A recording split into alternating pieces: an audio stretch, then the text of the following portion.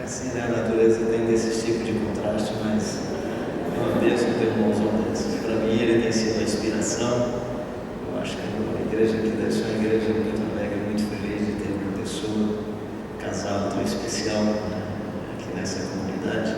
O que eu acho legal quando eu estou junto com ele é porque de fato se manifesta um ponto de exclamação. Ele é aquela parte maior do ponto de exclamação, sou só o pontinho, né? Irmãos e irmãs, é uma alegria muito grande estar com vocês. A minha gratidão pela confiança que a igreja sempre tem de que estejamos aqui. E aí eu fico muito feliz porque os pastores estão aí, o Maia, o Temar, o pastor Euquias. Aí eles podem depois arrumar, o pastor Evandro, os outros, né, podem arrumar as coisas que eu digo. Porque aqui é uma das comunidades que eu falo sem colocar proteção no meu cérebro. Eu vou falando do jeito que vem, eu vou dizendo as coisas com muita tranquilidade. Eu sou assim sempre em todo lugar, mas tem lugar que você fica meio que sem jeito, o pessoal pode não entender. É que quando o pessoal já me conhece, sabe que não vai acrescentar nada, esse é o meu jeito mesmo, então não tem muito o que inventar, né? Quero dizer para vocês que eu estou vindo de uma peregrinação. Quem me conhece sabe que eu gosto de fazer peregrinações. Saí aí desde a semana passada. Parte da peregrinação eu incluí a Paraíba, não para peregrinar, mas para conversar com pastores, líderes, pessoas pobres lá na região ali do interior da Paraíba, lá em Patos, na Paraíba. Foi assim, muito gostoso ter a chance de fazer exposição bíblica para pessoas que não têm acesso a alguns congressos e não têm a chance de fazer viagens para alguns outros centros. E foi muito assim, muito relevante para mim, muito significativo ver o que Deus está fazendo aí nessas regiões todas. E depois eu fui para Mossoró. Em Mossoró tem um distrito chamado Jucuí, que é na BR-405, que vai em direção ao extremo do Rio Grande do Norte com a Paraíba. Quem conhece bem o mapa do Rio Grande do Norte, tem uma parte que é chamada Tromba do Elefante. E aí caminhamos nessa região 88 quilômetros, mais ou menos. Depois viemos para a Serra do Mel. E no final foi uma peregrinação, uma andança de 115 quilômetros, né? Recebendo apoio dos irmãos, dormindo onde os irmãos davam comida, e foi muito gostoso. Queria compartilhar com vocês algumas coisas sobre esse aprendizado. Depois eu converso mais sobre a oração. Nós usamos como texto durante esses dias a carta de Tiago, né? E a carta de Tiago é escrita a irmãos e irmãs que estão em diáspora, irmãos e irmãs que estão em dispersão. Tiago, que escreve a carta, é o Tiago, o irmão de Jesus, porque o outro Tiago, o irmão de João, foi assassinado no ano 45, e aí o Tiago, irmão de João, não teve a chance sequer de acompanhar esse crescimento da igreja, esse crescimento da comunidade de Jesus Cristo. E então o Tiago que escreve essa carta é o Tiago, irmão do Senhor Jesus. E como ele está escrevendo a pessoas sem endereço, as pessoas sem pousada certa, sem lugar certo, ele está escrevendo a pessoas que vivem grandes tribulações, grandes perturbações. Uma das coisas que ele ensina é: alegrai-vos na tribulação. Impressionante. Sejam pacientes e alegrem-se com a tribulação. Mas tudo indica que Tiago não está falando de alegria pela tribulação em si mesmo. É interessante quando você continua o texto. Diz que aqueles que passam pela tribulação, depois que eles são aprovados, eles se tornam mais íntegros e mais amadurecidos. Então tudo indica que a alegria não é pela tribulação em si mesma, mas é pelo processo de construção da vida que a tribulação propicia. Então, você que já passou por tribulação ou que enfrentar a tribulação, nunca esqueça: celebre a tribulação não pela dor, não por causa da aflição, não por causa da dureza da tribulação, mas celebre a tribulação por causa da possibilidade de você se tornar uma pessoa mais amadurecida e de se tornar uma pessoa mais íntegra. Essa é uma das coisas bonitas da carta de Tiago.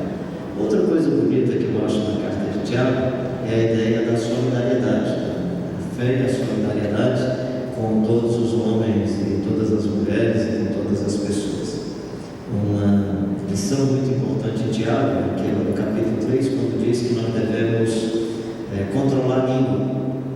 Conseguimos controlar os animais, com um pequeno leme controlamos um barco. Paulo não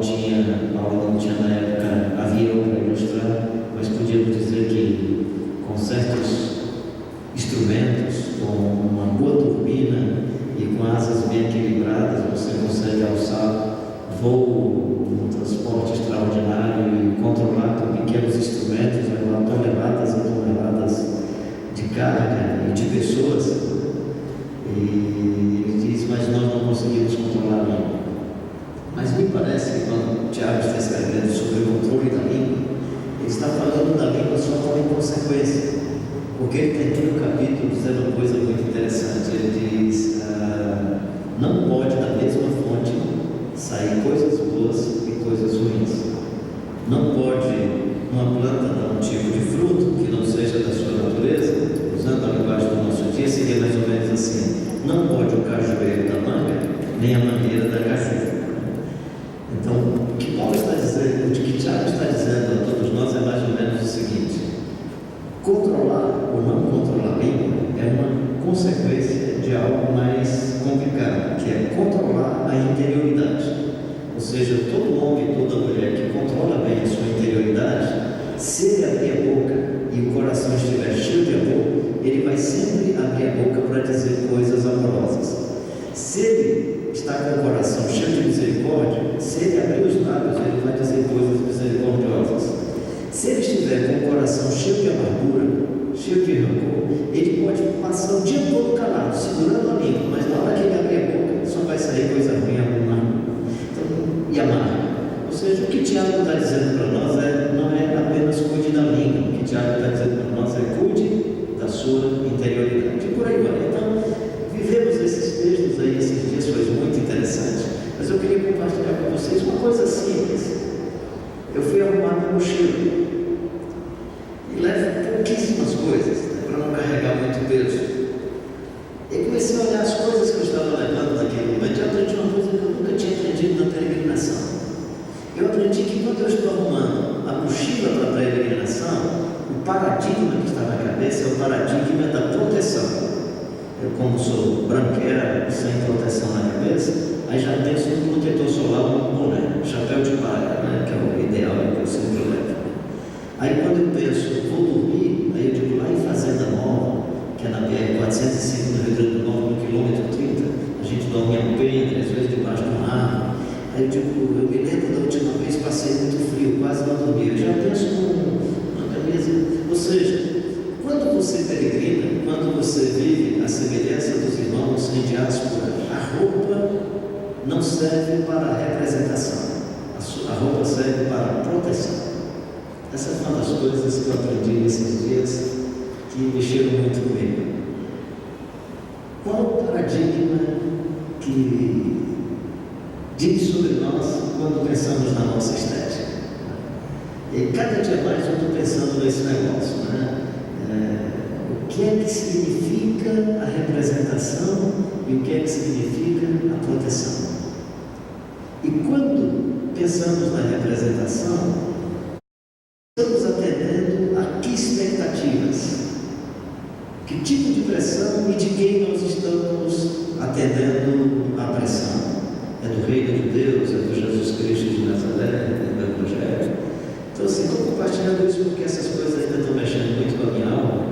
E como eu sou assim, alguém que gosta de falar a partir do coração, eu tive a única chance de socializar alguma dessas coisas ontem lá com a nossa igreja. E eu disse que quando eu chegar lá na igreja Assembleia de Deus ali da cidade dos funcionários, como eu me sinto ali em casa, eu vou também compartilhar um pouco com os irmãos, dizer que cheguei, estou bem, né? Os pés estão bacanas, né?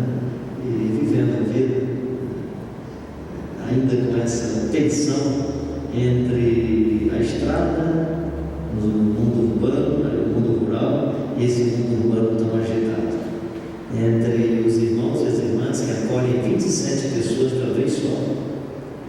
Dessa vez nós temos 27 pessoas, vieram pastores de São Paulo, a bispa Marisa, que é uma bispa metodista, disse para os pastores dela no Nordeste que agora só vai ser bispa dele se eles fizerem a peregrinação. Aí trouxe bem os 4, né? E outros amigos e amigas dela também, o pastor Edson, que veio de Brasília, o pastor Geraldo, também de Brasília, e outros que vieram para andar, pegar a estrada e entender sobre a vida. E foi interessante, um deles, na sexta-feira à noite, eu pedi para ele dar uma palavra numa comunidade em Trapiá, gente muito pobre, muito jovens, poetas extraordinários, criam cada letra bonita do Evangelho, são poucas conhecidas músicas daqueles jovens, né? E aí eu disse para eles, carinhos, eu vou falar o quê? Eu estou me sentindo evangelizado aqui, rapaz. Eu é que preciso me converter. E mesmo assim, fez uma reflexão, foi muito interessante. Bem, mas vamos para o nosso assunto. Obrigado aí pelo seu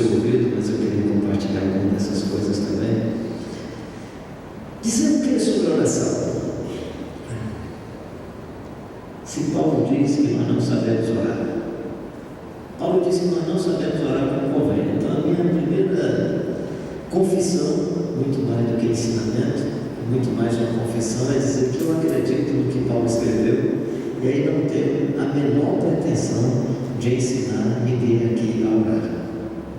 Porque Paulo diz assim: nós não sabemos orar como convém. Então eu tenho consciência que eu não sei orar como convém. Se eu não sei orar como convém, eu não vou ensinar ninguém a orar, porque eu acredito no que Paulo disse, que nós não sabemos orar como convém. Mas adiante, Tiago também vai dizer que nós não recebemos porque pedimos de maneira equivocada. Pedimos coisas erradas. Pedimos para satisfazer o nosso egoísmo. Pedimos porque nos sentimos ameaçados nas nossas concorrências. É por isso que vocês não recebem, porque vocês pedem coisas que não têm nada a ver com aquilo que Deus queria dar para vocês. Então, tanto Paulo quanto Tiago me deixam desarmado, e quero humildemente confessar isso, como alguém que louva a Deus e agradece a Deus, porque existe o Espírito Santo. Aí Paulo diz que nós não sabemos orar como convém, mas o Espírito Santo intercede por nós sobremaneira com gemidos inexprimíveis. Então, a única coisa que eu quero nesse sentido a respeito da oração é dizer que quero me disponibilizar para que o Espírito Santo possa interceder por mim e por você, e assim a gente possa caminhar melhor. Então, primeiro eu queria fazer essa confissão de que acredito no que Paulo está dizendo, que nós não sabemos orar como convém. Segunda coisa que eu quero dizer para você, especialmente aproveitando a tradução de João Ferreira de Almeida, na Revista e Corrigida, quando no capítulo 11 de Lucas, os discípulos de João percebem Jesus terminando uma oração, capítulo 11, versículo 1, acabando Jesus de orar, os discípulos de Jesus disseram: Senhor, ensina-nos a orar. Discípulo de João, discípulo de Jesus, ensina-nos a orar, como João também ensinou aos seus discípulos. Por causa dessa frase, ensina-nos a orar, como João também ensinou aos seus discípulos, a gente pressupõe que quando Jesus começa a oração chamada dominical, a oração do Pai Nosso, Jesus esteja nos ensinando uma reza, ou uma oração, como queira chamar. Tanto que algumas pessoas utilizam a oração chamada de oração do Pai Nosso apenas como reza ou como modelo de oração. Mas quando você olha, especialmente na tradução que eu citei, o texto diz assim: e Jesus disse, quando vocês orarem, orem assim: Pai Nosso que estás no céu, santificado, tal. O outro texto que faz a mesma elaboração da oração chamada de oração dominical é o texto de Mateus, no capítulo 6, quando Mateus, descrevendo a mesma oração, põe essa peça literária dentro de uma peça maior, que é o Sermão da Montanha, que está no capítulo 5, 6 e 7. E aí Mateus diz, referindo-se aos ensinamentos de Jesus: não orem como os hipócritas da religião, não orem como os gentios ou pagãos ou os idólatras. Quando vocês orarem, orem assim: Pai Nosso que estás no céu, santificado seja tal. E vem toda a oração do Pai Nosso. Ou seja, tudo indica que Jesus não está nos ensinando a orar, tudo indica que Jesus está nos ensinando a viver. Ou seja, a oração do Pai Nosso é muito mais um princípio de vida, é muito mais um estilo de vida do que um jeito de orar. Jesus está nos dizendo que quando nós orarmos, nós devemos reconhecer que temos um Pai que nos trata de maneira tão íntima que podemos chamá-lo de paizinho, usando aqui, trazendo para o nosso português, a expressão Abba Pai, na verdade, não é bem paizinho. A expressão Abba Pai é uma expressão onde a criança está pela primeira vez procurando balbuciar o nome papai. Então o que Jesus está dizendo para nós é: quando você orar, ore entendendo que você é uma criança diante desse Deus eterno e maravilhoso. Então ele está falando muito mais da nossa atitude de nos aproximarmos de Deus com intimidade do que dizendo orem dessa maneira. Ele está dizendo: seja uma pessoa que vive em permanente comunhão com Deus, em uma intimidade tal que percebe Deus nessa intimidade. Quando ele diz Pai Celestial, ele está dizendo outra coisa: aproxime-se entendendo que você pode falar com ele em intimidade, mas você precisa reconhecer a sua soberania e a sua grandeza. Então você tem que se aproximar com temor e tremor. Então, de um lado é a intimidade, do outro lado é a soberania de Deus. Porque se você se aproxima com intimidade, sem reconhecer a soberania, você pode transformar essa experiência num sádico, de tal maneira que na intimidade daqui a pouco você acha que pode controlar e dominar a divindade. Então esses dois elementos aí do princípio estabelecido por Jesus não é um elemento para a oração, é muito mais para a vida. O que Jesus está dizendo é que sejamos homens e mulheres que reconhecem permanentemente a soberania de Deus e a graça de Deus. Homens e mulheres que humildemente se aproximam de Deus, se colocando diante dele como criança, e ao mesmo tempo homens e mulheres que têm a lucidez da grandeza, da soberania e desse Pai que é Pai Celestial. Então ele diz: quando vocês forem orar, orem assim. Esse orem assim não é um jeito de orar, é um jeito de viver. É um jeito de viver. Então Jesus está nos ensinando muito mais a viver. Quem compreende esse modelo de Jesus sobre a oração vai entender melhor aquele texto quando Paulo diz orar sem cessar. Porque se você ora com a burocracia da religião, aí você diz assim: eu orei 10 minutos.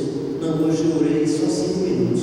Não, hoje eu orei o dia todo. Passei 3 dias em oração. Passei 5 dias em oração. Você começa a contar o tempo da oração. Porque aí você está entendendo a oração como a burocracia da religião. Quando você percebe a oração como um princípio de vida, aí você vai dizer: não, eu estou vivendo em oração.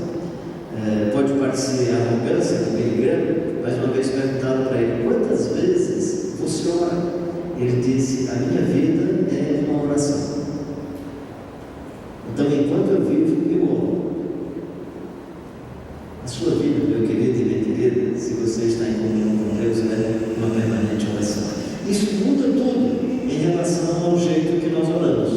Isso faz uma diferença tremenda. Não significa que nós não oremos em público, não significa que nós não façamos as peças literárias de oração. Os salmos são uma evidência disso, né? As linguagens poéticas nas epístolas são evidência da profundidade das riquezas, da sabedoria e do conhecimento do Altíssimo. Quando Paulo, num momento assim de inspiração profunda, ora essa peça literária e poética de maneira extraordinária. Efésios capítulo 1, versículo 3 e em diante: bendito Deus e Pai que nos tem abençoado com toda sorte de bênçãos celestiais em Cristo Jesus, o nosso Senhor.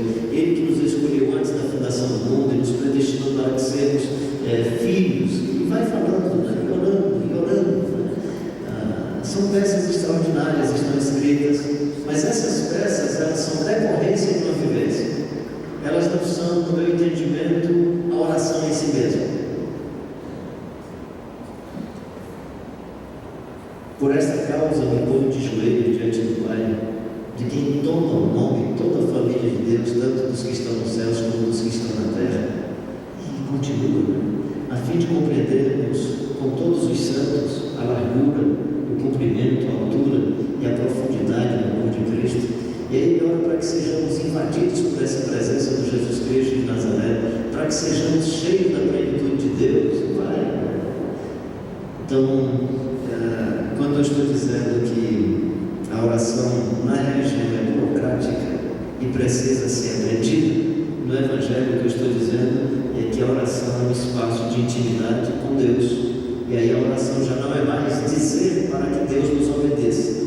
A oração é, nessa intimidade, discernir a vontade de Deus, para que na oração nós estejamos conectados com Deus de tal maneira que aquilo que nós pedimos é o que Deus quer que aconteça. É diferente. Na religião não. Na religião você vai dizendo, porque Deus escuta e ele responde. Você vai sensibilizando Deus. Na religião Deus é um Deus perverso. Na religião Deus é um Deus indiferente. Bonzinho é quem ora, que começa a dizer o que é que Deus deve fazer. Quem ora é tão bonzinho que não entende por que uma pessoa morre, porque Deus é que matou a pessoa, na concepção do religioso. Quem ora é tão bom que não entende por que acontecem fenômenos na natureza que leva a tanta gente. E aí ele é tão bom que diz: por que Deus não colocou a mão? Porque se fosse eu mudaria esse pai. Quem ora é tão bonzinho que não aceita o filho que morreu. Deus é um Deus ruim. Essa é a nossa concepção religiosa. No Evangelho a concepção é outra. No Evangelho a gente vai se aproximando de Deus de tal maneira, e a intimidade se aprofundando de tal forma que é possível se olhar para o cenário da morte, como é o caso de Jesus Cristo de Nazaré, e diz: Pai, se possível, passa de mim esse cálice, mas não seja feita a minha vontade, e sim a tua vontade. Às vezes a gente fica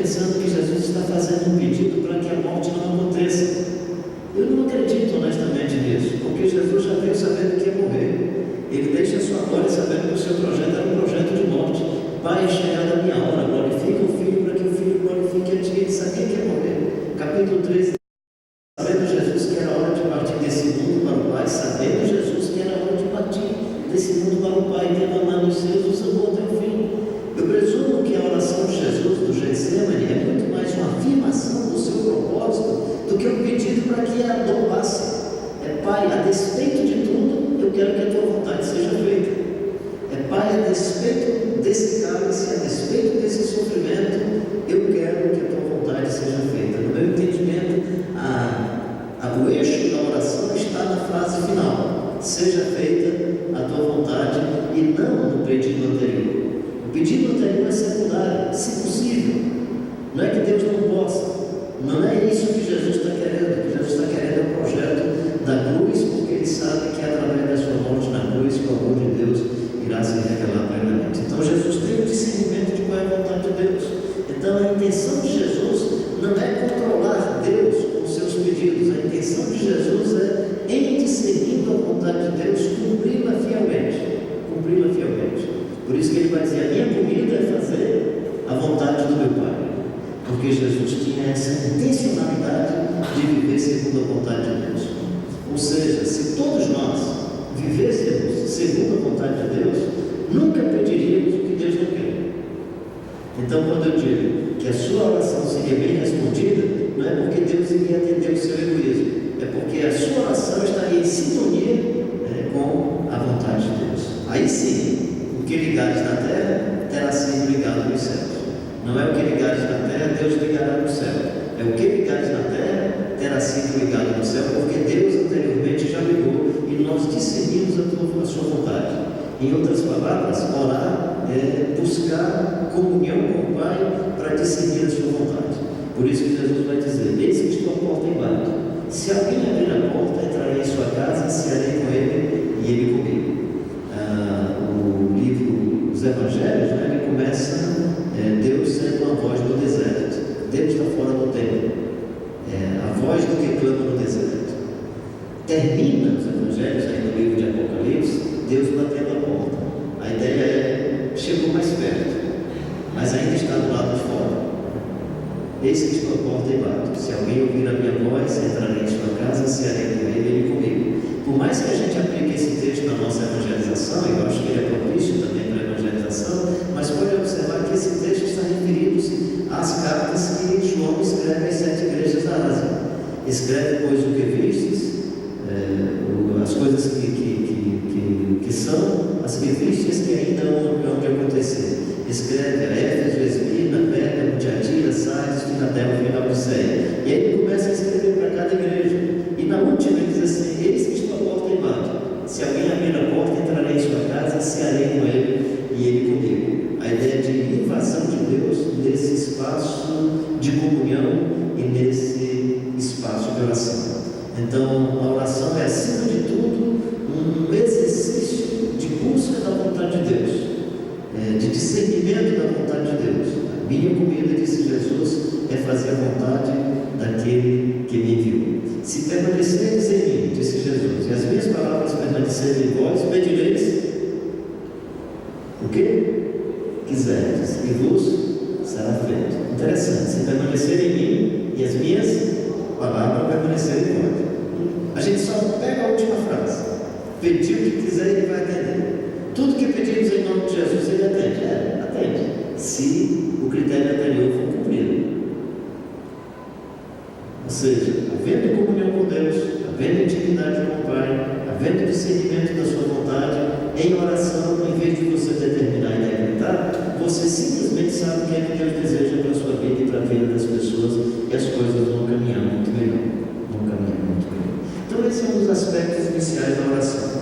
Um outro aspecto importante da oração é a edificação que ela propicia a partir dessa presença do Espírito Santo. O versículo que eu citei bem no começo, que é de Romanos capítulo 8, que é: o Espírito Santo intercede por nós sobremaneira com gemidos inexprimíveis.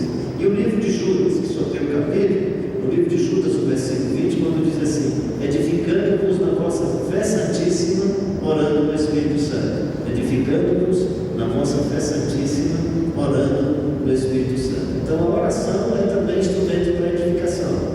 Você quer ser mais gente, quer ser mais humano, quer ser uma pessoa mais amorosa, com uma sensibilidade mais aguçada para a justiça, precisa aprender a orar no Espírito Santo. E o que é orar no Espírito Santo? Eu não tenho todas as respostas para isso, mas eu penso que orar no Espírito Santo é se colocar na dependência daquele que conhece todas as coisas, que sabe discernir a mente de Deus e as intenções dos corações humanos. É aquele que conhece o Espírito humano e ao mesmo tempo conhece a vontade de Deus. E nessa interação da vontade de Deus e dos nossos sentimentos, ele se manifesta. Como garantir essa presença? Tudo indica que nesse caso não é tão simples assim. É um exercício permanente de busca, de pedido, de insistência. Pedir, pedir, buscar, bater, pois todo que pede, todo que busca e todo que bate, abre-se-lhe. Qual pai que se o filho pedir um pão, lhe dará pedra? Ou se lhe pedir um peixe, lhe dará uma serpente? Ou se lhe pedir um ovo, lhe dará um escorpião? Aí o texto termina assim, estou usando aqui a narrativa de Lucas. Se vós que sois bons, sabeis dar boas dádivas aos vossos filhos, quanto mais o vosso Pai Celestial dará o Espírito Santo àqueles que lhe pedirem. Às vezes você pede, por exemplo, por saúde. Aí chega o pastor Elias, pastor Evandro: pastor, já pedi tanto, Deus não está respondendo. E a Bíblia diz: pedir, está sendo usado, buscar e acharei, bater, vai ser usado. Ou aquela menina, que está sonhando com o casamento: mas Senhor, já está passando o tempo, eu já pedi tanto, já busquei tanto, desde os meus 12 anos, desde os 13 anos que eu peço. Pode olhar que o texto não está prometendo casamento. Eu estou dizendo que você não ora por casamento. Mas o texto não está prometendo essas coisas. O texto está dizendo: se vós que sois maus sabeis dar boas dádivas aos vossos filhos, quanto mais o nosso Pai Celestial dará o Espírito Santo àqueles que o pedirem. O texto está dizendo que o Espírito Santo vem, mas ele vem por conta dessa busca, por esse desejo, por essa aspiração. O texto está dizendo que o ficar em Jerusalém até que ainda serve para nós. O texto está dizendo que o Consolador virá, mas eu preciso ter gana, desejo, fome, aspiração para que ele chegue, para que ele tenha acesso, para que ele tenha possibilidade de invasão. Então, da mesma forma como você é apaixonado por um rapaz, ou você é apaixonado por uma menina, ou foi, e orou tanto, e desejou tanto, queria com gana que aquela pessoa chegasse, você precisa ter a mesma gana e o mesmo desejo para que o Espírito Santo venha em plenitude sobre você. É claro que no texto de Mateus, essa mesma narrativa é colocada no final: se vós que sois maus sabeis dar boas dádivas aos vossos filhos, quanto mais o Pai Celestial dará as coisas boas àqueles que lhe pedirem. Que coisas boas? As coisas do Sermão do Monte. Quais são as coisas boas do Sermão do Monte? A singeleza das aves dos céus, a simplicidade dos livros do campo. Quais são as coisas boas do Sermão do Monte? Felizes os pobres de espírito em espírito, porque deles é o reino dos céus. Quais são as coisas boas do Sermão do Monte? Felizes os mansos, felizes os misericordiosos, felizes os puros de coração, felizes os que têm fome e sede de justiça, e por aí vai. Eu deixei uma frase, uma dessas bem-aventuranças, que é a segunda, para dizer por último, por causa do nosso tempo, que é: felizes os que choram. Felizes os que choram, porque serão consolados. Não sei se já aconteceu com você. Eu me lembro uma vez, eu numa sala de aula, sempre fui. Quem é baixinho aqui sabe como é que é isso. Parece que é para você se superar, você tem que ser aguerrido, não ter medo de ninguém. E na sala de aula, o menino pegou assim, encheu um saco de plástico e espocou na minha cabeça. Eu me levantei, peguei esse menino, até hoje a professora Ângela do Instituto de Ecclésio Ferro, quando me veio, disse assim: era muito engraçado, eu te segurando para não bater no menino, tu dizia: eita, professora, só não é minutinho, né? E aí, porque ela não me deu 2 minutinhos, eu chorei, porque ela não me deu 2 minutinhos para eu quebrar o outro moleque, né? Chorei. Esse felizes que choram não tem nada a ver com esse meu choro, porque não estava quebrado muito. Ou você quando pede alguma coisa e chora muito, ou então aqueles e aquelas que têm, isso não é muito comum em seres humanos, mas pode também acontecer, que é chamada lágrima de crocodilo, né? O crocodilo, ele pega a presa e ele tem um tipo de processo fisiológico enquanto ele mastiga a presa, que é ficar derramando lágrimas. Enquanto ele mastiga, ele mata a presa, as lágrimas ficam caindo nos olhos. Por isso que o pessoal fala de lágrima de crocodilo, que é matando o outro chorando, né? Matando o outro chorando. Também não se refere a isso. Ou seja, não é o choro também por conta da dor que você sofreu. Presumo que esse choro aqui, ele tem a ver com essa gana e esse desejo de reafirmar isso pelo Espírito Santo. Felizes os que choram, por quê? Serão consolados. Ou seja, aqueles que choram essa lágrima dessa bem-aventurança são os homens e as mulheres que sentem a necessidade de um consolador. Porque só pode ser consolado quem tem o consolador. Então essa lágrima não é a lágrima por causa da indignação por qualquer coisa, não é a lágrima porque alguém chutou a sua janela, não é a lágrima, mesmo que seja necessária a lágrima quando a gente sofre uma grande perda, uma pessoa da família que se foi, mas essa lágrima aqui é a lágrima de dizer: eu lamento profundamente a minha insignificância diante da pobreza, da grandeza e da possibilidade de invasão do Espírito Santo. E choro o fato de que ele não chegou em plenitude. Os homens e as mulheres que se alimentam desse choro profundo serão consolados, e só serão consolados porque o Consolador chegou. Serão consolados porque o Consolador chegou. E aí esses podem desfrutar do que nós estávamos dizendo de intercessão do Espírito Santo. Não sabemos orar como convém, mas uma vez que o Consolador passou a habitar e dominar a vida, então nós desfrutamos da intercessão que Ele pode propiciar. E aí somos edificados orando no Espírito Santo. Um outro cenário bíblico que a gente pode perceber essa ideia é de João, na ilha de Patmos, no capítulo 4 e capítulo 5, quando ele começa a descrever as coisas que estão diante do trono de Deus. Ele diz que viu alguém sentado no alto e sublime trono, mas ele não descreve aquele que está sentado no trono. Ele descreve todos os personagens, ele descreve todo o cenário ao redor do trono, mas o Deus inominável, o Deus indescritível, ele não consegue descrevê-lo. É tanto que quando nós queremos falar sobre Deus, o máximo que nós podemos dizer de maneira negativa, não depreciativa, mas é inominável, indescritível, infinito, né?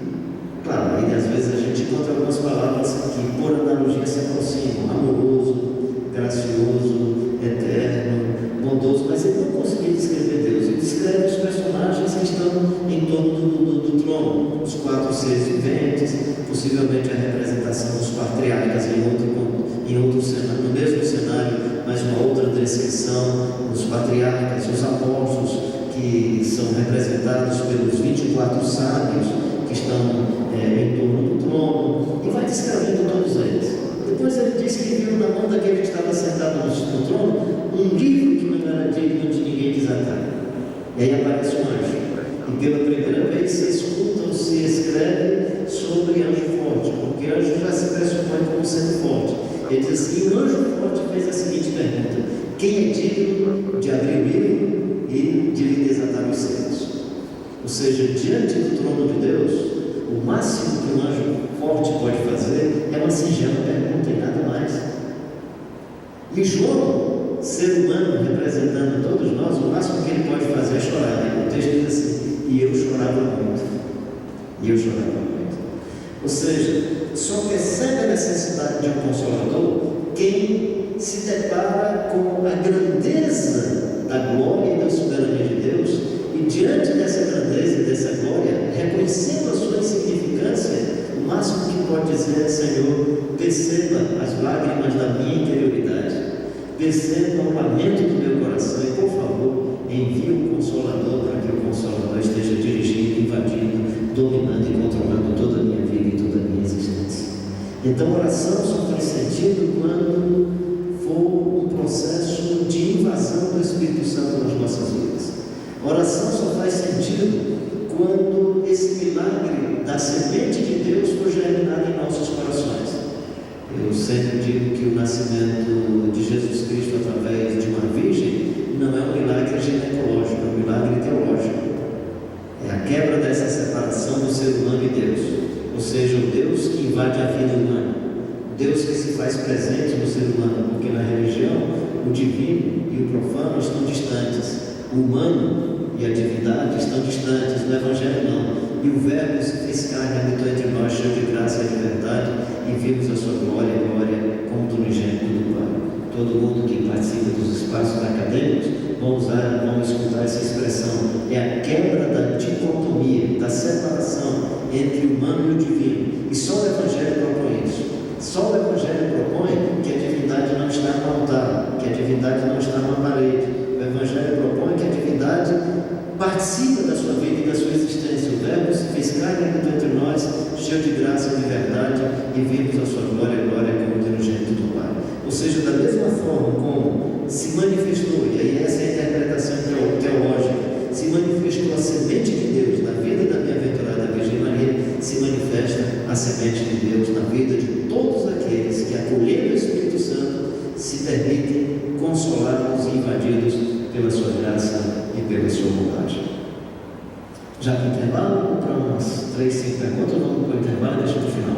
Intervalo. Tá bom a gente ir nesse passozinho de... Aqui não é passo de corrida de 100 metros, não, é de maratona, de quem peregrina.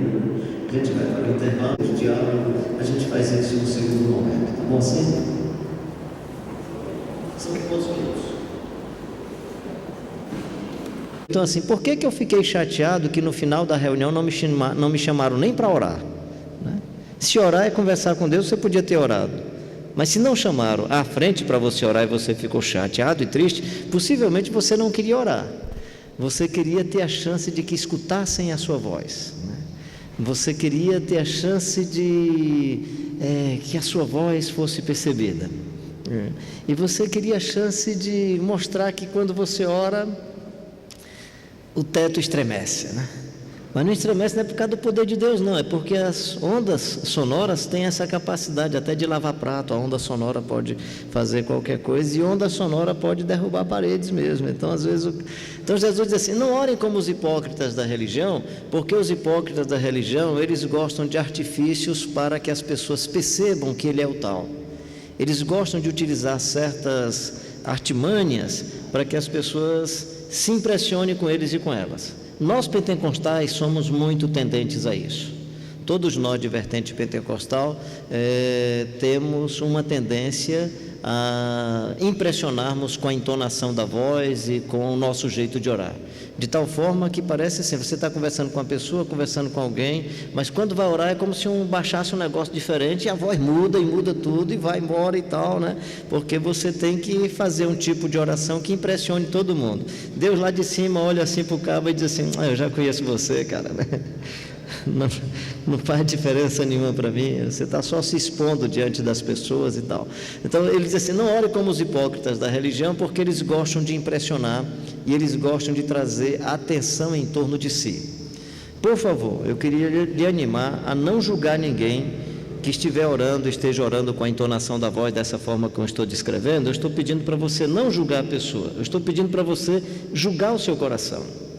É para você, esse texto de Jesus, no meu entendimento, não é um texto para fazer com que agora a gente fique olhando o jeito que o cara ora, como é que ora, a entonação da voz, até porque você pode também fazer parte de uma cultura religiosa que ora daquele jeito, e aí está fazendo aquilo com tanta honestidade, com tanta pureza de alma e de coração, e aí eu do lado de cá vou julgar e Deus vai dizer: ó, você está por fora, esse aí eu estou acolhendo mesmo com essa entonação de voz, porque eu conheço a sinceridade do coração dele. Então, a intenção nossa aqui não é de animar você a fazer julgamento das pessoas, é de você começar a se auto-observar, se quando você tem aquele momento de manifestação, se é realmente está falando em língua, se é simplesmente um gesto emocional, e se você fez simplesmente porque fazendo aquilo o pessoal vai se impressionar, e aí vai pegar fogo e tal, aí é artifício religioso. É artifício religioso. Então Jesus diz assim: não ore como os hipócritas, porque os hipócritas gostam de publicidade. Eles querem ser percebidos, né? Eles querem ser percebidos. né? É por isso que eu sempre digo assim, olha, eu com essa cara de abestalhado, né? É porque Deus é bom e misericordioso, mas eu não tenho com quem impressionar, gente. Eu não vou impressionar você com a voz, eu não vou impressionar com a altura, eu não vou impressionar com o meu jeito de ser, não dá para impressionar. Porque o meu propósito é que as pessoas fiquem impressionadas com Jesus. Então, se ficar, ótimo. Se impressionar com a palavra de Deus, ótimo. Se disser que eu sou um cara frio, eu estou nem preocupado com isso, né? Deus me fez assim, né? Agora, e nem estou dizendo que o outro que prega empolgado e tal, seja diferente. Não, que você seja assim. A pergunta que você tem que fazer é se você está fazendo isso para impressionar. Se for, aí joga fora isso, porque as pessoas vão ficar impressionadas com o seu grito e não vão entender o Evangelho do Jesus Cristo de Nazaré. Quando não tiver a graça de Deus, grite para impressionar. Quando não tiver autoridade, grite para impressionar. Quando é que o pai não tem autoridade? Quando grita com o filho. A gente pensa que gritar é ter autoridade. Rapaz, e o cara falou com tanta autoridade. A gente pensa que falar com autoridade é gritar com o outro, né? Então não é. Cuidado para não viver o que Jesus está dizendo para você não viver. Não seja como os hipócritas que gostam de ser percebidos e gostam de impressionar. Esse é um lado da história. O segundo lado da história é: não seja como os idólatras. Esse é o lado mais sério para o mundo religioso brasileiro hoje. E da última vez que eu estive aqui falando sobre a reforma protestante, eu lembro que eu toquei nesse assunto. Desculpa se eu for repetitivo para alguém. Aquela ideia que religião, para existir, depende de um sacerdote ou de um agente mágico, depende de devoto e depende de uma divindade. No espaço religioso, a divindade tem olho, mas não vê, tem nariz e não cheira, boca e não fala, pés não anda, braço e não apalpa. Ou seja, o texto está dizendo o seguinte: no espaço religioso, a divindade é morta. A divindade é simplesmente uma ideia da cabeça das pessoas, das inter-relações humanas. A divindade não tem neurônio, a divindade não tem inteligência. O que o texto está dizendo, quando fala de idolatria, é que você não identifica a idolatria somente quando tem objeto na parede. Você identifica a idolatria também pela linguagem. Porque no Evangelho quem é que manda? É Deus. Quem é o soberano? É Deus. No Evangelho quem é que decreta? Deus. No Evangelho quem é que determina? É Deus. Na religião não, você manda na divindade. Então quem decreta é você, quem determina é você. O espaço onde você determina e decreta é o espaço da religião, e digo mais, da religião idolátrica, porque no Evangelho é: Pai, se possível, passa de mim esse cálice, mas seja feita a tua vontade. Pai nosso que estás no céu, santificado seja o teu nome, venha o teu reino, seja feita a tua vontade. Certo? Quem decreta e determina, pensa que é dono do terreno. Eu ia dizendo terreiro, mas é do terreno, né? Nós estamos vivendo, essa é uma das coisas mais sérias do contexto religioso brasileiro. O contexto religioso brasileiro, eu não sei como, honestamente eu não sei como, mas ele foi muito mais influenciado pela neurolinguística do Laí Ribeiro do que pelo Evangelho do Jesus Cristo de Nazaré. Então nós estamos num contexto em que a neurolinguística funciona. Não sei quantos aqui gostam de futebol, né? E quem que assistiu o jogo do Atlético e daquele time argentino? News on the Boys, é isso? Puxa vida, acertei o nome dessa vez. Toda vida eu esqueço o nome dele. Eu fiquei impressionado, gente. Eu já vi toda forma de estímulo para o jogador jogar bem, para correr, para a turma se doar e tal. O Atlético tinha perdido lá de 2-0, precisava fazer 2-2 para ir para os pênaltis ou ganhar de 3 para não ir para os pênaltis. Estava apenas de 1-0 e o jogo foi. Daqui a pouco a torcida começou: eu acredito, eu acredito, eu acredito. E eu fiquei impressionado. Uma frase extremamente religiosa que apela para a fé, para ver se os jogadores acreditando não era só uma questão de estímulo, era uma questão de exercício da fé, porque se eu acredito vai acontecer. E não é que desgraçadamente aconteceu, que os torcedores do Atlético não fiquem chateados comigo, né? Mas quando eles começaram a gritar eu acredito, eu dizia assim: eu prefiro que não aconteça, que é para essa ideologia não continuar funcionando. E a danada funcionou. Eles fizeram mais um gol, foram para os pênaltis e ganharam, porque eu acredito, né? Gente, essa neurolinguística pegou o mundo evangélico brasileiro de um jeito tão sério, que eu não sei se vocês já observaram. Pega o Antigo Testamento e o Novo Testamento. Por que o João Batista foi degolado à espada? Quem se lembra o que foi que ele denunciou? Hein? O adultério de quem? De Herodes, não foi? De Herodes, foi de Herodes. Imagina o Herodes no culto com João Batista, e o irmão dirigindo o louvor, profetiza sobre ele. É o João Batista, seu adúltero, desgraçado, você pegou... Imagina o Amós nos nossos cultos, aí eu dirigindo o louvor, profetiza aí sobre o irmão, eu Amós, vaca de Bazã, você e tal, né? Sabe por quê? Porque hoje na igreja profetizar e dizer frases legais, frases bonitas sobre o irmão, para que aconteça, porque eu acredito e eu dizendo vai acontecer. Quando na Bíblia são frases de consolação, frases de edificação, mas tem momento que é frase de exortação.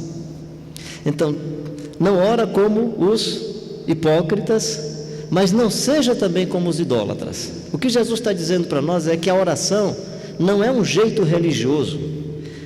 1 Coríntios capítulo 12, não quero, irmãos, que sejais ignorantes com respeito aos dons espirituais, porque antes vocês eram guiados pelos ídolos mudos. Que coisa interessante, Paulo fala de dons espirituais, e assim que fala de dons espirituais, ele diz assim, vocês eram guiados pelos ídolos mudos. Presumo que o que Paulo está dizendo é mais ou menos assim, cuidado para vocês não pegarem os dons espirituais e usarem os dons espirituais com a mesma maquete e o mesmo arquétipo quando vocês eram idólatras. Gente, isso é muito sério. Eu acho que uma das coisas mais sérias que eu percebo hoje no mundo evangélico brasileiro é essa idolatria invisível, essa maquete religiosa invisível chamada de evangelho, que não tem nada a ver com o evangelho do Jesus Cristo de Nazaré. Então Jesus diz, não ora como os hipócritas, porque eles acreditam que pelo muito falar eles serão ouvidos. Ou aliás, não ora como os idólatras, porque eles acreditam que pelo muito falar eles serão ouvidos. O que é que o texto está dizendo? Não ora pressupondo que você tem uma técnica para dobrar Deus aos seus interesses. No caso deles, a técnica da repetição. Às vezes, no nosso caso, a técnica da frase insistente, né? Há pouco tempo a gente está falando ali com o irmão, assim, chorando Deus vai me responder. Ele vai ficar com peninha de mim, e aí se eu choro ele vai me responder. A técnica do choro, né? A técnica do jejum. O jejum não é técnica, né? O choro não é técnica. Por favor, quando orar, chore, mas chore esse seu lamento por não desfrutar da plenitude do Espírito Santo, né? E como o Espírito é pleno, né? Nunca temos ele plenamente, então nós vamos sempre chorar essa ausência total do Espírito, né? Então não orar como os hipócritas e não orar como os idólatras, né? É só acrescentando um pouco a mais, já que eu toquei nessa história da maquete religiosa, isso eu falei também aqui, que é essa história das frases positivas ou frases negativas, né? Que é a magia dos evangélicos, ou seja, no mundo católico é assim, credo cruz, né? Isola, né? Para alguém disser uma coisa ruim com você, isola, rapaz, isola e bate assim numa tábua, né? Que é para isolar. Ou então você diz assim, cuidado, você pode ser assaltado. Credo cruz, né? Que é para anular o que você disse. No evangelho, no mundo evangélico hoje eu anulo as tuas palavras, né? Está amarrado, né? Porque se não disser vai pegar, né?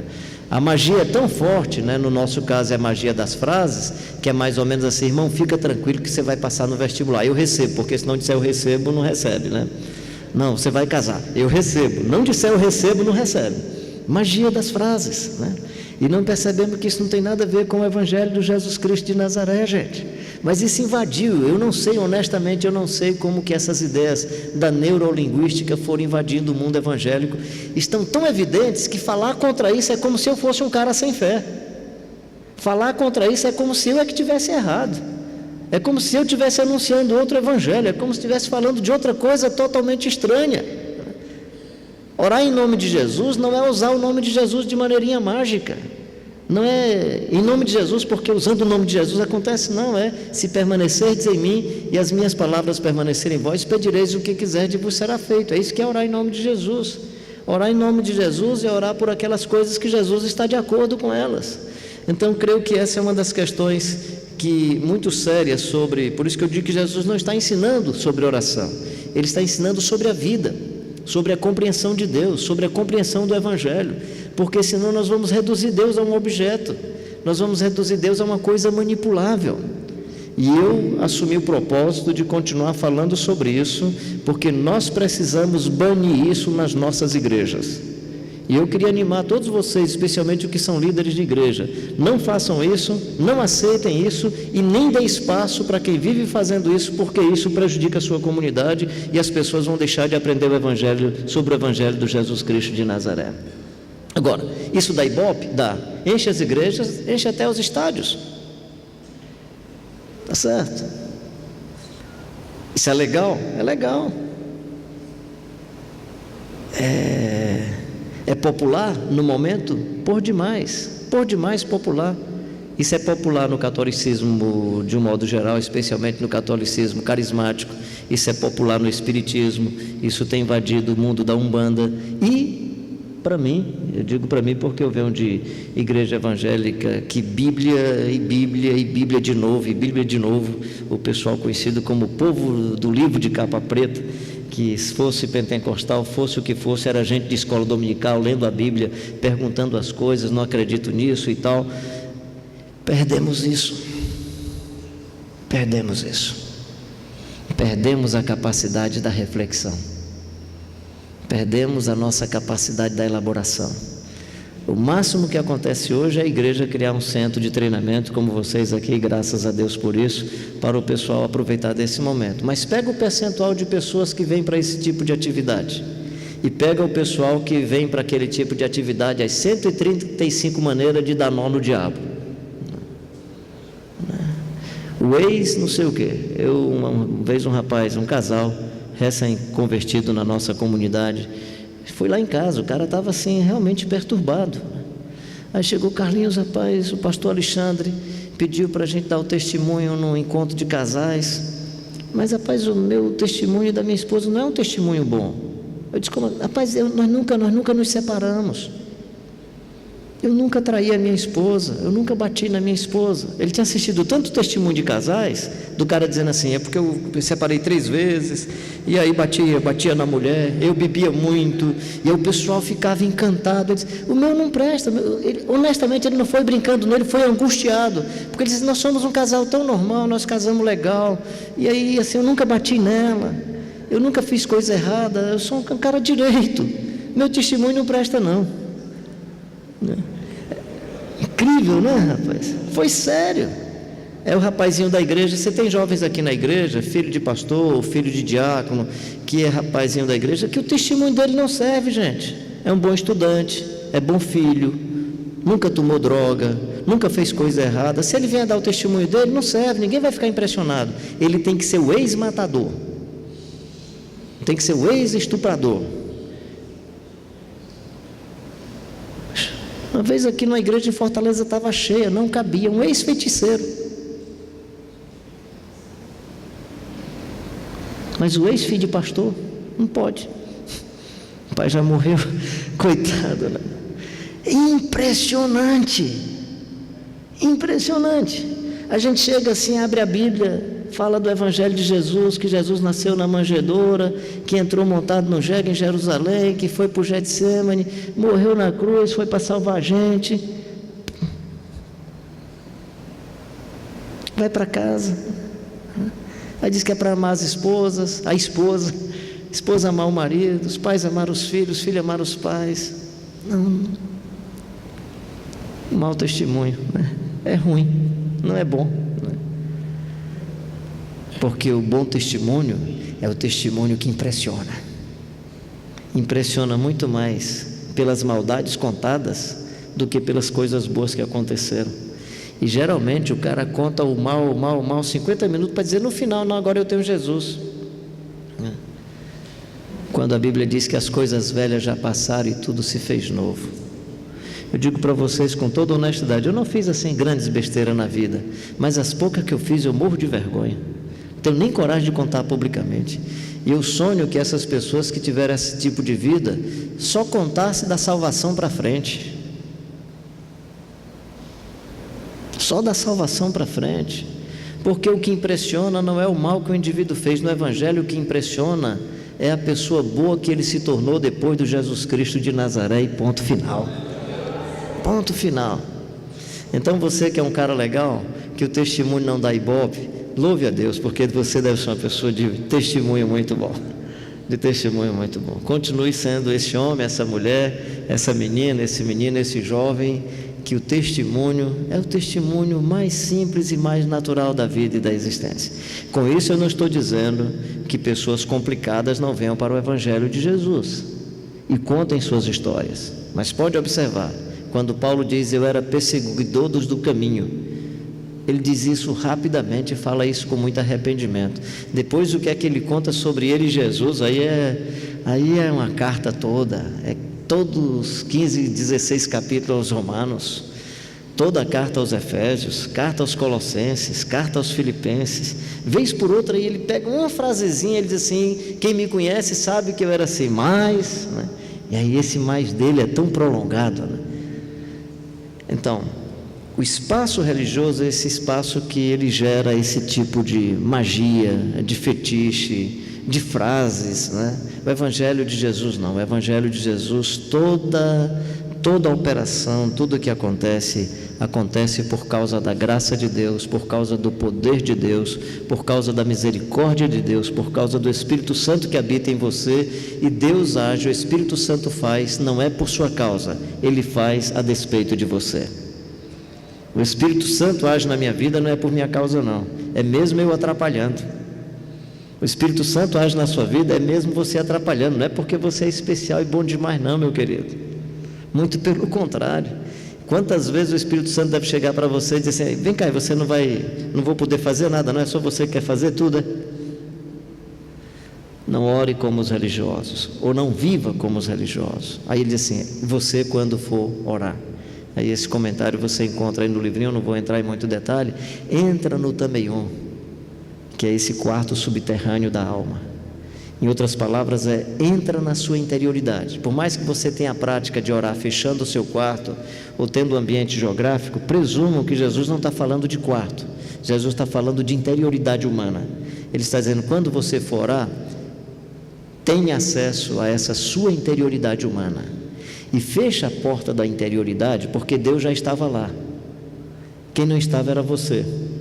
Então fecha a porta para que você não se sinta fascinado e atraído por outras coisas que não seja essa fascinação por Deus. Fecha a porta, depois de estar dentro da sua própria alma, para que você não corra, para que você tenha a chance de, aproximando-se de Deus, poder se conhecer melhor.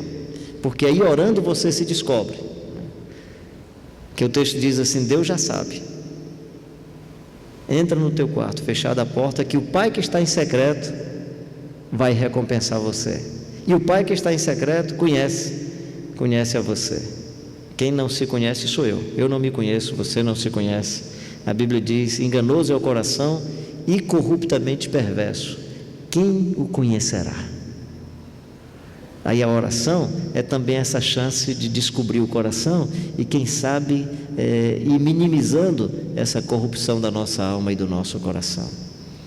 E aí então ele vai dizer, portanto vós orareis assim, Pai nosso que estás nos céus, intimidade e soberania, santificado seja o teu nome. Mas se o nome de Deus é santo, como é que pede para ser santificado se Deus é santo? É que o nome de Deus seja santificado ou reconhecido como santo através das nossas vidas, através da vida do povo de Deus. Santificado seja o teu nome, é que a santidade de Deus seja percebida a partir da sua vida, meu querido e minha querida. Venha o teu reino, venha o teu reino. Esse reino que está dentro de nós, esse reino que está perto de nós e esse reino que virá em plenitude. Reino que socialmente é totalmente diferente dos outros reinos e das experiências do nosso mundo, né? As crianças que não pagam a conta e que não eram contadas são as prioridades. Os pobres são os mais reconhecidos. Os ricos podem vir, mas virão na sua insignificância e não na importância da sua conta bancária. Os pastores também podem, sacerdotes também, mas se é que eles querem ser pastores, eles têm que aprender a lavar os pés dos irmãos e das irmãs, porque se ele é o mestre e senhor e fez isso, eles também terão que fazer. Então eles não são os maiores das comunidades, eles são os menores das comunidades. E aí toda a nossa arquitetura está equivocada, porque a nossa arquitetura diz que o pessoal que está aqui em cima é especial, as cadeiras são diferentes, ó. Então nós somos especiais, nós somos os maiores. Todos nós somos especiais, especialmente no nosso ambiente pentecostal, porque todos nós que estamos em cima, pode ser um mero costume, mas tem uma estética que está comunicando alguma coisa, tem um design, tem uma arquitetura. Em alguns lugares isso é mais sério. Alguns lugares na Europa tinha certos púlpitos num lugar mais alto, com escadinha para o camarada subir, que raríssimos pastores falaram naquele púlpito. Os outros podiam falar num púlpito embaixo, mas naquele púlpito especial, Calvino, no modelo do Lutero, e alguns outros lugares, e nenhum outro podia falar naquele lugar. Quando diz assim, venha o teu reino, venha essa sociedade onde aquele que no ambiente social dele é tido como maior, ele assume um estilo e um modelo onde ele parece mais simples. Então, pela amizade eu posso falar, né? Assim, então não é que o pastor Ilquias não seja o pastor e não seja o pastor da igreja aqui, mas é aquele pastor que se aproxima do porteiro, que aproxima-se da criança, do velhinho, do jovem e de todo mundo, de todas as pessoas, e não vai tirar dessa função e desse papel proveito nenhum. Não é que o pastor Antônio José, sendo o presidente da instituição, seja o maior entre nós, é que ele vai assumindo uma atitude onde ele vai ser uma pessoa que quer, a despeito da função, trazer sinais do reino de Deus. Eu estou com um desconfiômetro, eu posso estar equivocado. Do ponto de vista da concorrência religiosa, se o Papa Francisco continuar com o estilo dele, nós evangélicos, com esse discurso da ideologia da prosperidade, vamos ter muito mais dificuldade de crescimento como evangelho. Estou falando só de concorrência religiosa, nem estou falando de evangelho, que é o que o Leonardo Boff disse sobre ele. Falou sobre João Paulo II, dizendo assim, João Paulo II disse que a igreja tinha que ter um compromisso com os pobres, mas não conseguiu transformar a igreja católica numa instituição mais pobre. Aí diz o Francisco que está chegando, possivelmente vai ter um estilo pessoal muito mais intenso nessa direção, mas dificilmente vai conseguir transformar o Vaticano numa instituição mais pobre. Nós evangélicos, por muito tempo, por muitos anos, podíamos dizer assim, nós não temos prata nem ouro, mas o que temos, isso te damos, em nome de Jesus o Nazareno, levanta e anda. Nada contra o poder, nada contra os bens, mas dizendo o seguinte, nesse espaço, o que é belo é você ter líderes que quando você olha, você diz, eles agem de uma maneira tão bonita, né? Eu estou dizendo isso porque eu estou sinalizando o que eu percebo, de que eu olho para esses homens aqui entre vocês e fico feliz que são pessoas que dão esse sinal. Não estou fazendo aqui culto de corpo presente, mas seria o que eu diria no sepultamento do Ilquias. Eu diria, olha, gente, foi uma pessoa que eu conheci, que mesmo sendo de uma estrutura como a de vocês, eu estou dizendo isso porque eu que vou morrer primeiro que você, né? Mas assim, é a lógica da vida e tu vai estar lá e tal, legal, né? Mas só para dizer assim, essa é uma das coisas que eu diria, camarada, sobre você, né? Que andando por aí, andando por esse mundo afora, encontro em vocês esse estilo de homem simples. Vocês podem até estar me enganando. Brincadeira. Mas assim, só para dizer assim, que o Evangelho, Jesus vai dizer, entra no teu também, no espaço da tua alma. Venha o reino, e que o reino venha com essa natureza e com essas hierarquias invertidas. Seja feita a tua vontade. O pão nosso, perdoa as nossas ofensas. Não nos deixes cair em tentação. E com isso eu concluo.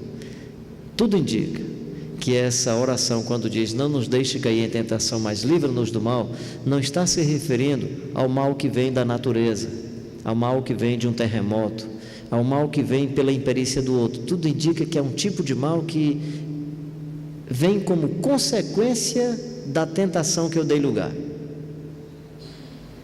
porque ele é imediato. Não nos deixes cair em tentação, mas livra-nos do mal. É aquela ideia de que às vezes um problema se agrava, se avoluma, fica grande, aí você diz: irmão, você foi culpado disso. Não, nunca fiz isso. Realmente ele não queria construir aquela árvore má tão grande, mas foi ele que jogou a semente, e nem se lembra que aquilo começou por causa de uma semente ruim que foi plantada, que é a ideia do trigo e o joio. Por exemplo, quando eu estou falando dessa neurolinguística, dessas frases positivistas que invadiu o nosso mundo evangélico, eu entendo isso como o joio que foi plantado em poucas sementes, que nós não nos demos conta disso, e hoje é tão grande que para a gente arrancar isso, a gente pode arrancar o trigo e o joio no mesmo pacote. E precisa ter muito cuidado com isso, porque às vezes você arranca o trigo, arranca o joio, tira o trigo enjoado, o joio intrigado, e aí vai, né? Então você tem de tudo nesse ambiente, né? E a parte final, que é colocada por Mateus: pois teu é o reino, o poder e a glória para sempre. Essa expressão não é encontrada em todos os manuscritos.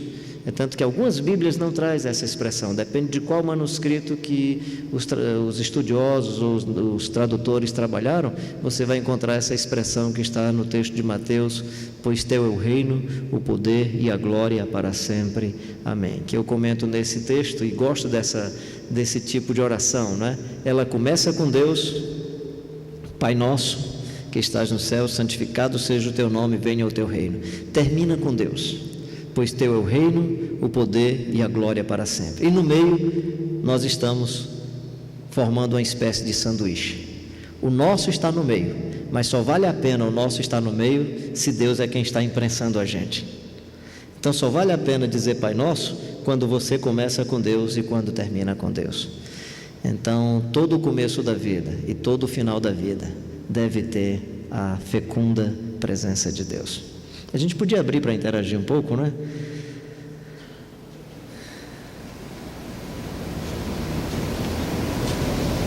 Perguntas ou colocações? Fala, querida.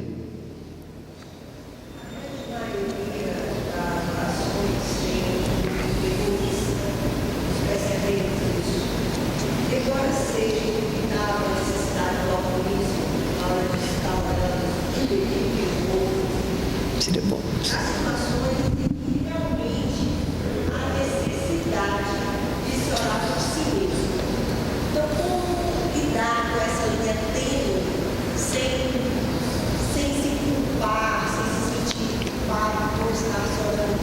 Legal, boa pergunta. Eu acho que é da natureza humana. E assim, eu acho que deixa eu ver se eu interpreto, se eu peguei bem a tua pergunta. É até bom porque você diz isso, aí eu respondo. As orações, em geral, elas têm pedidos egoístas, assim, não é nem egoísta, ela usou essa expressão, mas assim, focado em si, né? Você está focado em si, pede para você, pede para a saúde, pede para o fortalecimento, para o casamento e tal. E onde é que está essa linha tênue entre esse tipo de oração e o que nós estamos falando da oração que é, digamos, primeira pessoa do plural? É muito interessante porque é Jesus quem vai introduzir essa ideia de oração coletiva. Primeira pessoa do plural: Pai nosso, pão nosso, nossas ofensas, nossas dívidas. Dívidas é o Mateus, né? Mateus era cobrador de impostos, então ele fala de nossas dívidas. Lucas fala nossas ofensas. Então Jesus é o primeiro que vai enfocar a oração na primeira pessoa do plural. Paulo mais adiante vai dizer assim: quando nós estivermos falando de uma maneira que ninguém entenda, o meu espírito ora de fato, mas a minha mente fica infrutífera, e desse modo o outro não vai poder dizer o amém. Ele refere-se ao indouto, mas seria o outro. A ideia é, em comunidade, a nossa oração será sempre coletiva.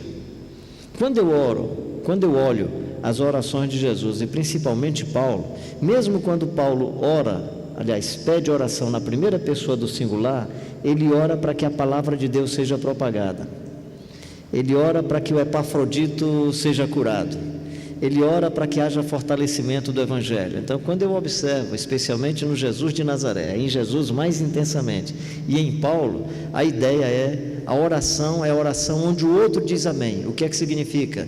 A oração é um tipo de oração não individual, é uma oração no espaço coletivo. Então, creio que essa é uma das coisas inusitadas do Evangelho.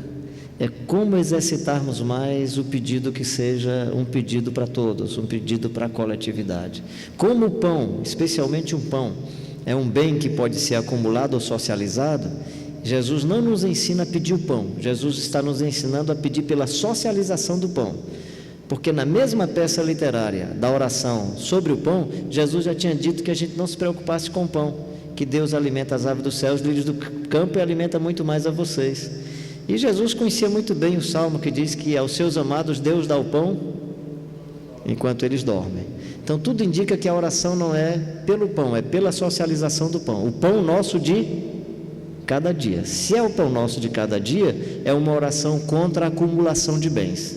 Então cada vez mais, obrigado pela pergunta que me dá a chance de reafirmar isso, cada vez mais quando eu olho as orações de Jesus e as orações de Paulo, eu percebo especialmente eles dois, são orações na primeira, quando eu digo primeira pessoa do plural, assim, está focada em coisas que não é uma coisa pessoal e egoísta, né? E Tiago vai dizer isso: pedis e pedis maus porque vocês pedem só para o interesse de vocês e não recebem porque vocês estão pedindo para atender a gana egoísta que vocês têm. Então Tiago, Paulo e Jesus vão nos mostrar um novo jeito de viver isso. Eu chamaria de linha tênue a nossa capacidade de chegar a esse ponto de sempre orar coletivamente. Legal.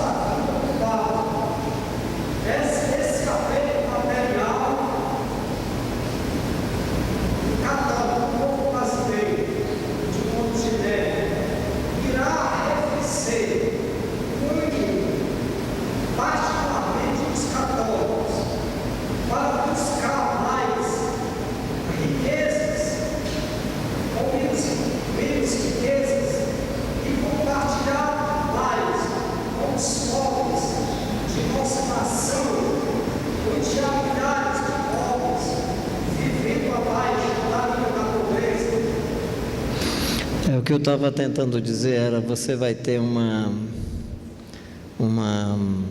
busca do católico que era mais sério pela igreja evangélica brasileira por não admitir essa arrogância, essa prepotência do Vaticano e tal. Então, por exemplo, o crescimento da Assembleia de Deus se dá a partir de muitos católicos que não gostavam desse modelo e vêm para o mundo, especialmente das Assembleias de Deus, nas pequenas congregações, buscando esse novo jeito de viver o Evangelho. Quando as nossas igrejas pentecostais, que eram de pessoas pobres, pais pobres, os meninos foram estudando e crescendo, e graças a Deus por isso, mas ela foi tendo uma tendência a ser igreja de classe média e classe média alta, ou não sendo de classe média e classe média alta, de mentalidade elitista. O que eu estava tentando dizer é que nós éramos uma espécie de resposta histórica, como instituição, para essa possibilidade de pessoas insatisfeitas com a riqueza, com o poderio, com a arrogância da hegemonia do catolicismo, de buscar na igreja evangélica. Ele hoje encontra na igreja evangélica um estilo e um discurso muito parecido com isso, né? Então, nesse sentido, eu estava apenas colocando que eu pressuponho que nós vamos ter, se isso continuar acontecendo, nós vamos ter um arrefecimento dessa migração de católicos para o mundo evangélico, ou seja, a possibilidade de que o católico se sinta satisfeito e melhor representado nesse estilo, digamos, desse novo discurso. E isso pode ter um efeito em cadeia dentro da própria estrutura católica, ou seja, que os líderes vão tentar imitar esse estilo. Não estou dizendo nem que ele é salvo ou que é evangélico, nem nada disso. Eu estou dizendo que isso parece mais com o sinal do evangelho do Jesus Cristo de Nazaré. É difícil você imaginar o outro Papa, o Bento XVI, levando uma facada, um tiro numa comunidade pobre. Esse corre mais risco. Esse corre mais risco. Se corre mais risco, está mais perto dos sinais do evangelho. Se a sua vida corre risco, você está mais perto dos sinais do evangelho. Porque Jesus é muito perigoso, gente. É perigoso seguir Jesus. É complicado seguir Jesus, né? Então, se você corre risco, possivelmente você está mais perto do evangelho. Pode olhar. Estevão, porque seguiu a Jesus, foi apedrejado. Tiago foi degolado à espada. João foi morto à espada. Paulo fala de não sei quantas vezes, 3 vezes uma quarentena de chibatada menos uma. Sofri voragem no mar. Gente, esse negócio é complicado. Esse negócio não é simples. Esse negócio não é simples. Então, nem presumo que haja uma inversão, porque os grupos carismáticos são muito fortes e tem essa mesma ideologia que foi se implantando também no mundo evangélico. Eu vi alguém levantando a mão. Não, eu acho que quem ora muda o seu próprio coração. Deus é o Deus eterno. Por isso que essa é a questão. Geralmente a gente vai escutar isso: você ora e você muda Deus. Não, é o contrário. A gente tem que se aproximar de Deus para Deus mudar a gente, porque Deus é imutável. Ele é o mesmo ontem, hoje e eternamente. Então quem precisa mudar é a gente, não Deus. Tá? Então a oração muda o coração da gente. Qualquer coisa.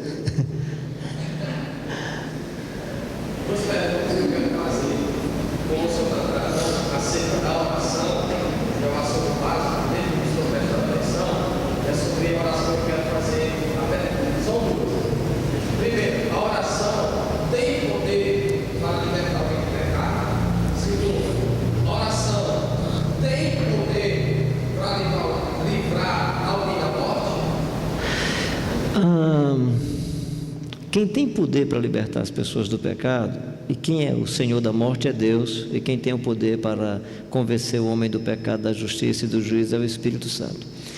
Pessoas impregnadas pelo Espírito Santo terão mais facilidade de impregnar as verdades do Evangelho na cabeça das pessoas, ou no coração das pessoas.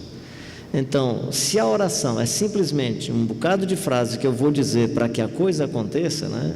Eu acho que a dificuldade estaria assim, em achar, por exemplo, a igreja quadrangular, quando veio para o Nordeste, ela veio como prece poderosa, né?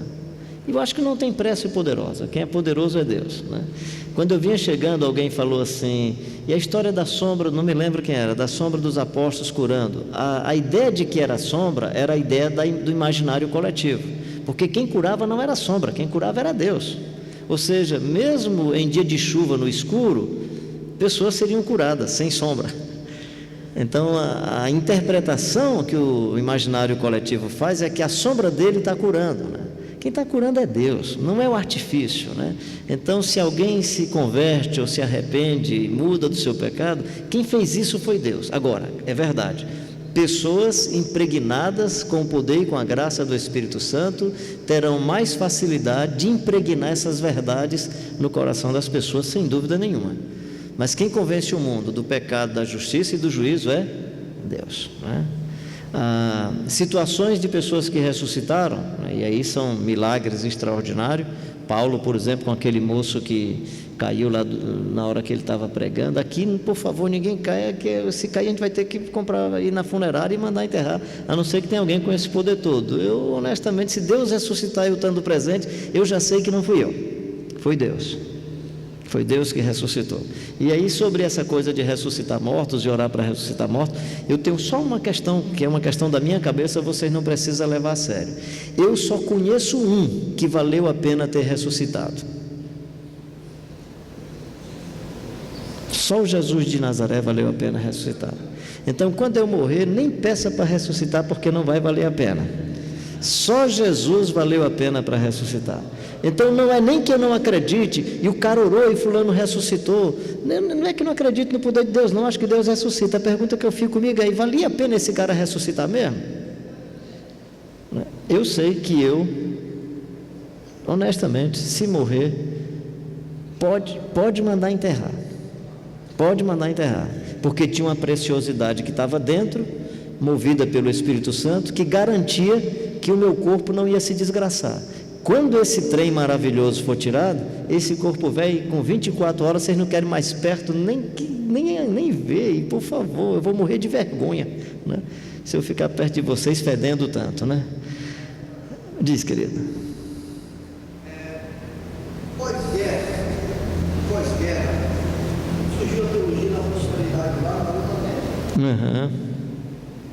Aí o Brasil vai e copia essa mesma linguística, vai inteiro. Queria que você falasse um pouquinho mais sobre os malefícios da prosperidade e da neolinguística do vai inteiro para o evangelho dos espíritos. Uma das coisas que eu presumo, e para mim ela é uma das mais sérias, é o cinismo de muita gente. O cara decreta, a coisa não acontece e ele não tem explicação e fica por isso mesmo, e ninguém chega para pegar o cara assim pelo calcanhar e dizer, cara, você fez isso, você disse que isso ia acontecer, você prometeu não sei o quê.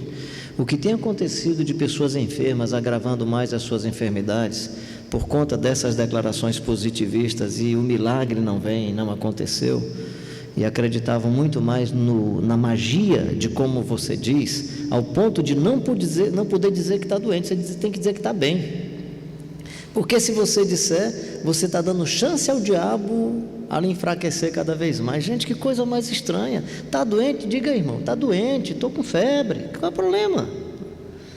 Né? Aí o pessoal baseia-se naquela senhora que diz, o meu filho está bem, né? É uma situação, é uma maneira de expressar, porque com Timóteo não é assim. Paulo diz, toma um pouco de vinho para você ficar bem aí do seu estômago, e pronto, ponto final, né? Então o cuidado. Então uma das coisas que eu presumo que aí tem a ver com o caráter dos líderes é o cinismo.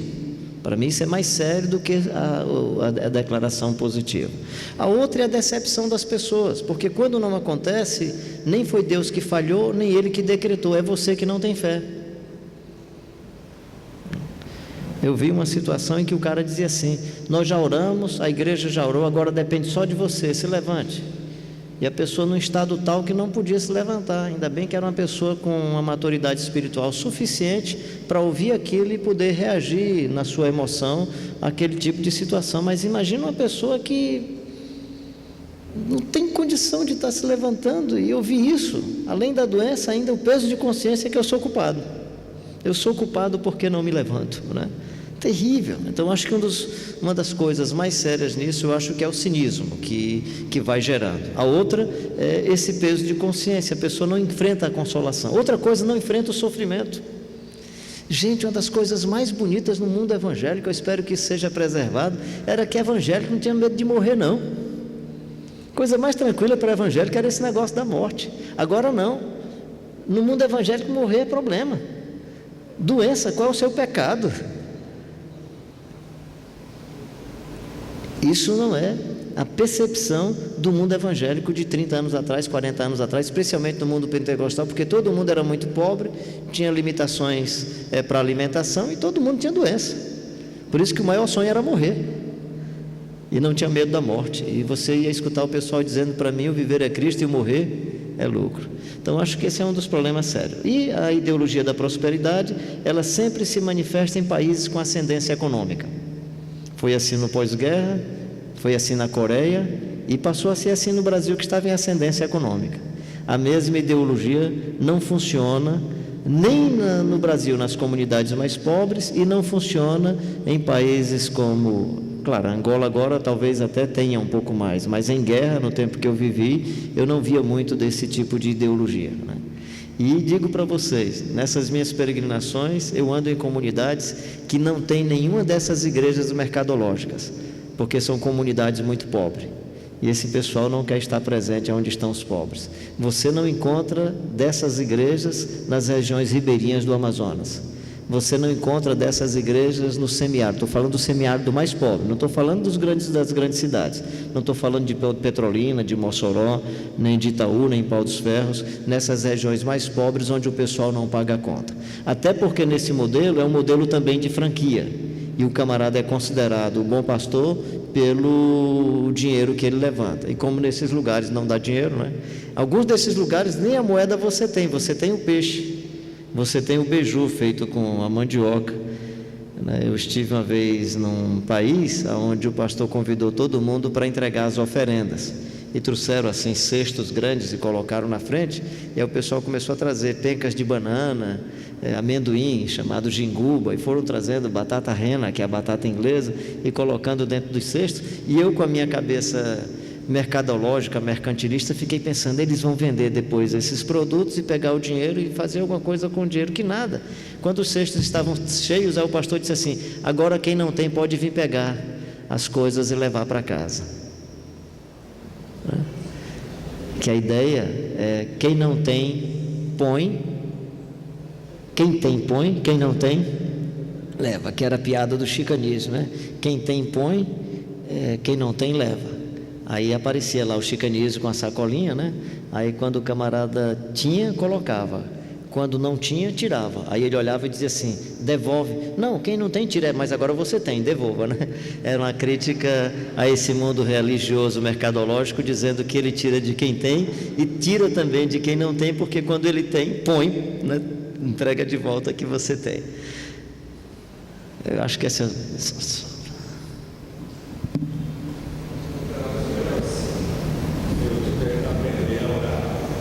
que legal.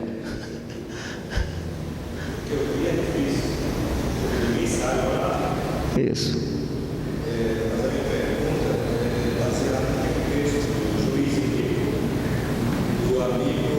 Importuno que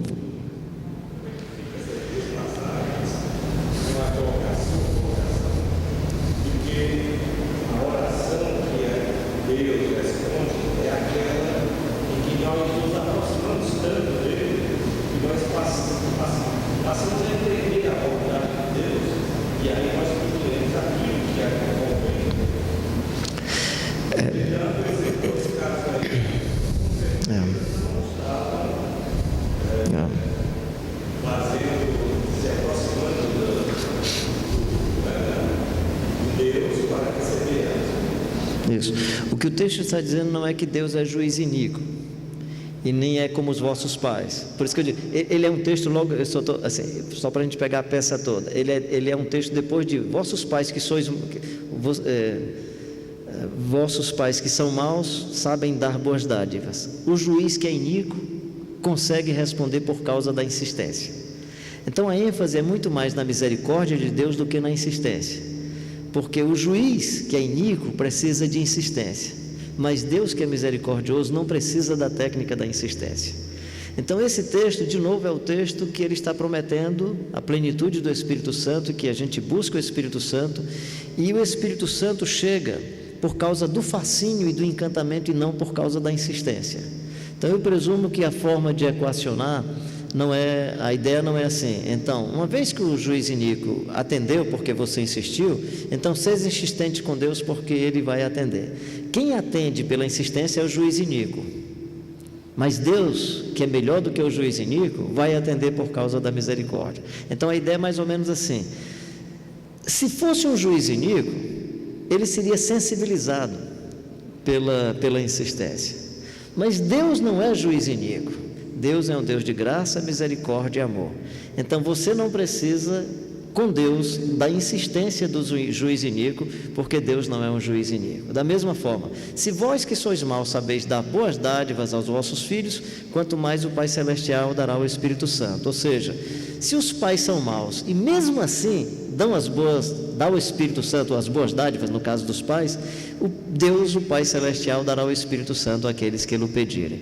Então, os ensinos de Jesus vão nessa direção. E aí é muito interessante o que você levanta, porque é o cuidado para a gente não se focar na analogia. Uma analogia muito parecida com essa é aquela do administrador infiel.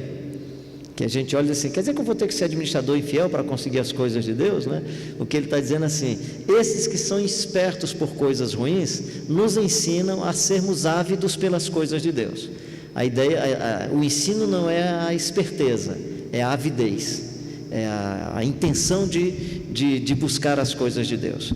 Presumo que esse texto do juiz iníquo, a intenção não é, então sejam insistentes com Deus, mesmo sendo o juiz iníquo, pela insistência, o juiz iníquo atende. Então Deus, pela sua misericórdia, que é diferente de juiz iníquo, vai atender sem necessidade da sua insistência.